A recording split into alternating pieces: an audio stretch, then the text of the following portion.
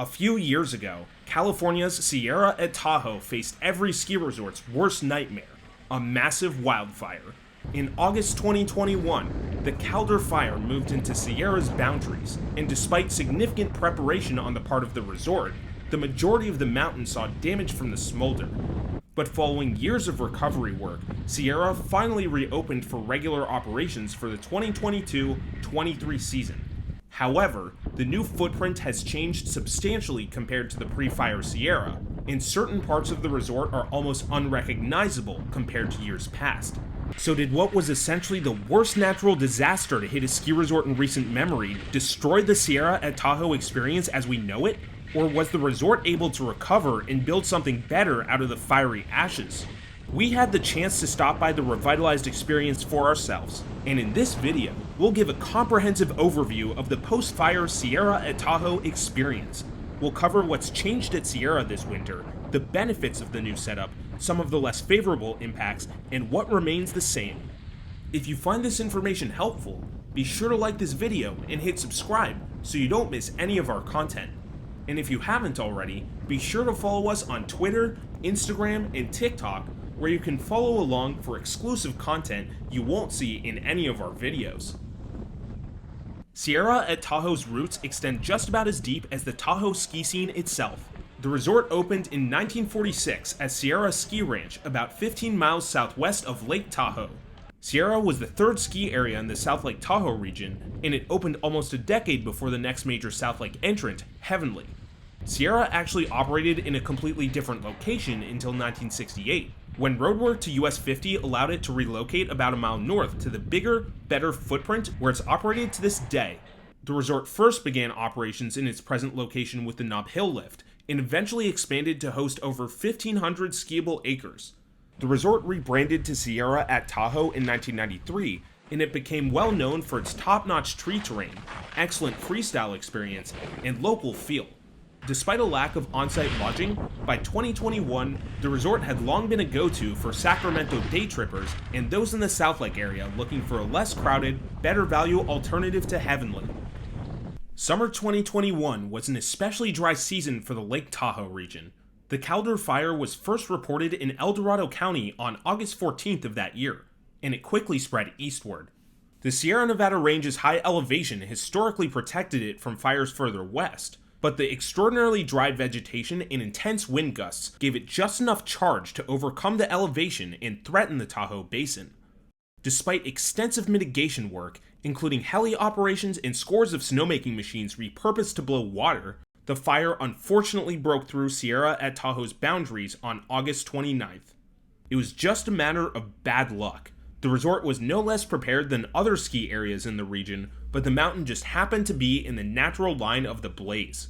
In the immediate aftermath, the resort initially reported that just one maintenance building had been destroyed in the fire, but resort staff eventually discovered that the fire had impacted 80% of Sierra's footprint, with extensive damage to trees, lifts, and operational equipment, especially in western resort areas.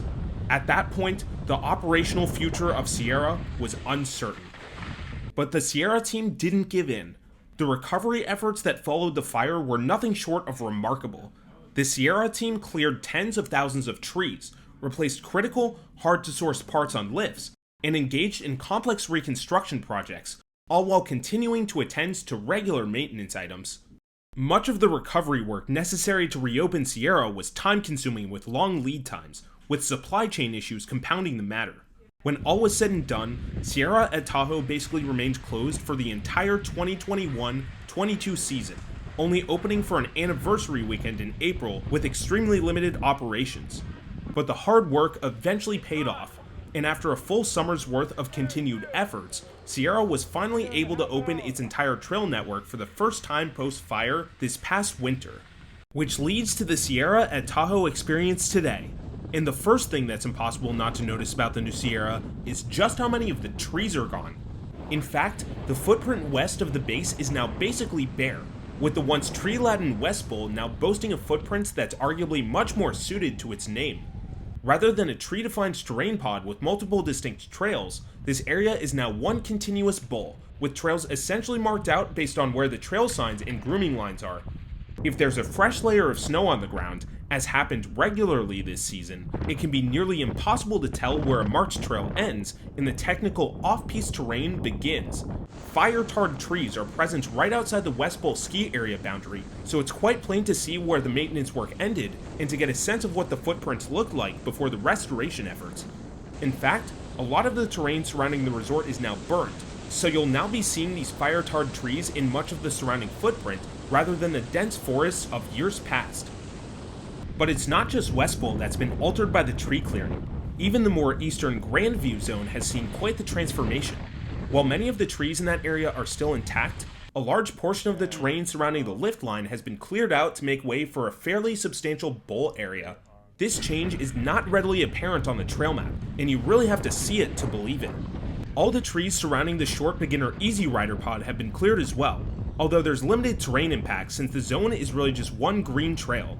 Some of the tree clearing in the Grandview zone was not able to be completed for the current season, so it's entirely possible, if not likely, that more trees will be cut out for the upcoming winter. In the meantime, select glade zones in that area remain closed to skiing and riding. The substantial terrain transformation has had notable impacts on Sierra's terrain, both positive and negative. On the plus side, the fire damage has now given way to one of the largest bowl areas in the region, with West Bowl providing 1,500 continuous vertical feet of above treeline-like terrain. In fact, given the tree clearing in other areas, it's now possible to access wide-open bowl terrain from basically every lift. A significant portion of West Bowl is intermediate pitched in nature, making for blue-rated bowl terrain that's hard to come by elsewhere in the Tahoe region. We also appreciate the preservation of some fire-scarred tree stumps in West Bowl, making for some really cool, unique paths to ski or ride through. On the other hand, the wide-open nature of Sierra's bowl terrain does have a handful of less than desirable side effects. The much more open footprint has significantly increased wind exposure in the West Bowl area, and while the impacts still aren't horrible compared to several competitors, the change is very noticeable if you previously spent a lot of time at Sierra. On top of that, West Bowl's transformation from tree to bowl terrain means that some previously hidden powder stashes are now scooped up much faster. Since much of Grandview's tree terrain remains closed this season, we're sure there are plenty of anxious locals waiting to find which hidden stashes will still be present there once all the tree maintenance is done.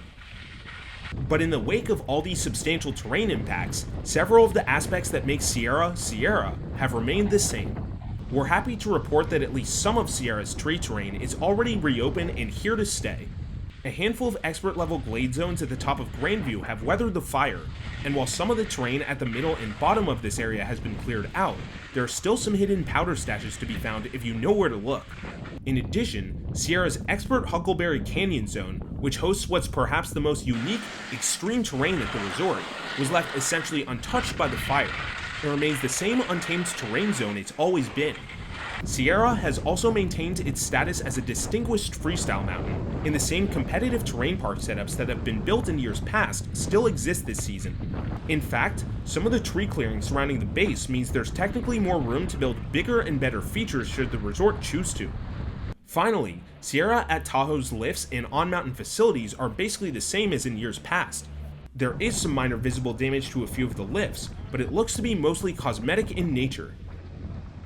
So Sierra-at-Tahoe's fire damage means that some of the best tree terrain in Tahoe has been relegated to the history books. But it's remarkable that a resort whose future was wholly uncertain a year and a half ago has not only made a full operational recovery, but has actually gotten better in a number of circumstances. Sierra-at-Tahoe still isn't the biggest or best overall ski resort in the Lake Tahoe region, and it probably won't ever be, but it's always put up a fight against the destinations thanks to its local feel, unique terrain, and strong ticket value. And we're glad to report that even with all that's changed, it still does. If you haven't been to Sierra-at-Tahoe since the fire, we highly recommend that you go and check out the revitalized experience for yourselves. For more information on Sierra-at-Tahoe and over 80 North American ski resort destinations, check out peakrankings.com. See you for the next one.